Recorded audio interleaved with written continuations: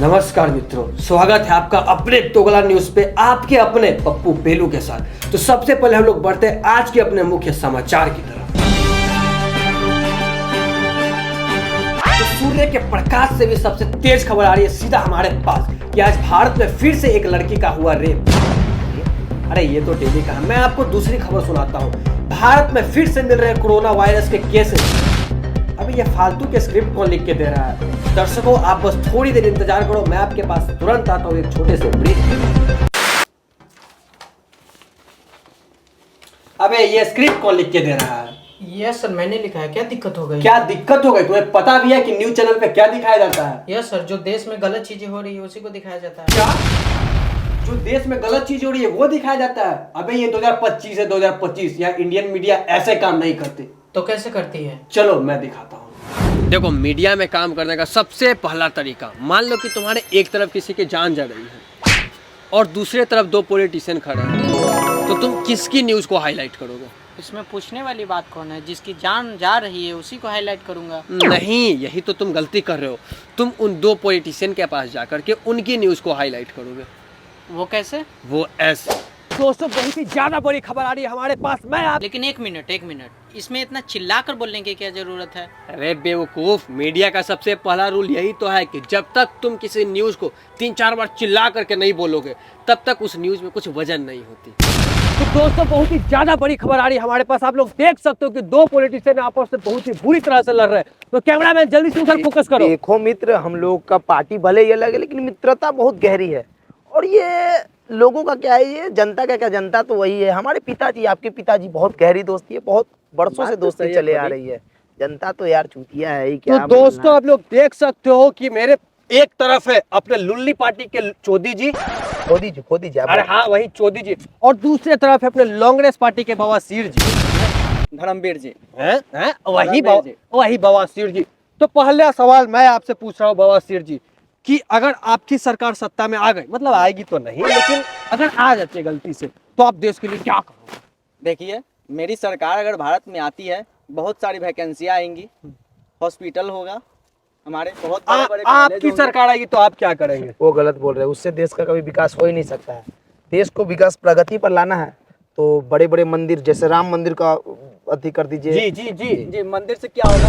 मंदिर से क्या होगा आप बताइए। मंदिर से बहुत चीज है यार। मंदिर से भिखारियों, ये लोग राम के नाम पे वोट लेते हैं। अच्छा। राम के नाम से तुम हो यार, हम वोट क्या लेंगे?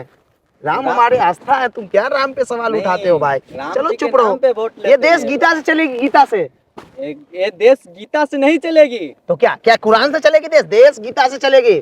इनका पार्टी वही है, लोगों को चुतिया बनाना। इनका पार्टी, इनका ये सब जो मंदिर का जो ये लोग भूमिका बांध रहे हैं, लोग सिर्फ वोट के लिए बांध रहे हैं। लोग वोट, इतना बड़ा इल्जाम आपके ऊपर लग रहा है। इसी की वजह से इनकी 10 साल से सरकार सत्ता में नहीं आ रही है। इनके पिताजी भी वही है। पिताजी के बारे में बात करो। इनका भाई, पिताजी के बारे में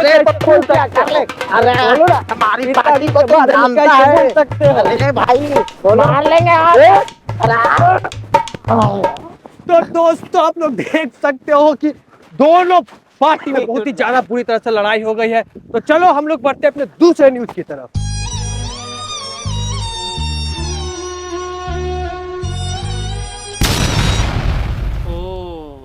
लेकिन अगर हम लोगों को कहीं पॉलिटिशियन नहीं मिला तो क्या हम अपने देश का असली मुद्दा दिखा सकते हैं? नहीं, तुम देश का मुद्दा क्यों दिखाओगे? जब हमारे पास अगर पॉलिटिशियन नहीं है तो हम लोग इंडिया वर्सेस पाकिस्तान का कोई सा भी न्यूज चला देंगे। वो कैसे? नमस्कार मित्रों, बहुत ही ज्यादा बड़ी खबर आ रही है सीधा आप सभी के पास। तो सूत्रों के हवाले से ये खबर आ रही है कि ये दिख रहा छिपकली पाकिस्तान का एजेंट है जो कि हमारे देश पे कब्जा करने के लिए था। लेकिन सर, अगर पाकिस्तान से भी कोई आतंकवादी यहाँ नहीं आता है तो क्या देश का असली मुद्दा हम दिखा सकते हैं? अबे तुम्हें देश का असली मुद्दा का बड़ा फिक्र है भाई। जब हमारे पास इंडियन यूट्यूबर्स हैं, जब हमारे पास मुद्दा ना हो तो चुपचाप इंडियन यूट्यूबर्स को ही कुछ नेगेटिव दिखा दो। सर, मासूम शर्मा, लो आ ही गई खबर। चलो जल्दी से इस न्यूज को कवरेज करते हैं। चलो बड़ी खबर आ गई। अरे साहब। अरे चाचा के पास हो, चाचा के पास हो। जी चाचा बोलिए। आप मीडिया से हैं ना साहब? हाँ चाचा, हम मीडिया से हैं। क्या दिक्कत है आप? दिक्कत तो कुछ नहीं साहब, बस आज से 4 साल पहले हम अपनी बिटिया को डॉक्टर बनने के लिए कलकत्ता भेजे। हम अपनी सारी जमीन जायदाद घर द्वार सब बेच के अपनी बिटिया को बहुते पढ़ाए। हम और हमारी जनिया का बहुते बड़ा सपना था कि हमारी बिटिया एक दिन डॉक्टर बनेगी और इस गांव में एक बड़ा सा हॉस्पिटल खोलेगी और इस गांव का नाम रोशन करेगी। पर एक दिन खबर आई कि हमारी बिटिया को किसी ने बलात्कार करके उसे टुकड़ा टुकड़ा करके किसी जंगल में फेंक दिया। सुनते ही उसी वक्त हमारी जनिया भी इस दुनिया में हमें अकेला छोड़कर चली गई। कुछ दिन तक तो न्यूज़ वालों ने खूब छापा, खूब दिखाया, पर हमें आज तक न्याय नहीं मिली। चाचा, इसमें गलती हमारी इंडियन मीडिया की भी नहीं है, हमारे देश के लोग ही चूतिया है।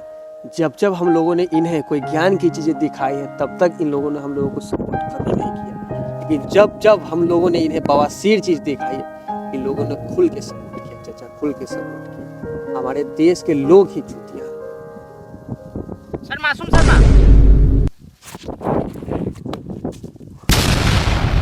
जब तक हमारे देश में इन जैसे चूतियों भरे रहेंगे तब तक हमारे देश का कभी विकास नहीं हो सकता।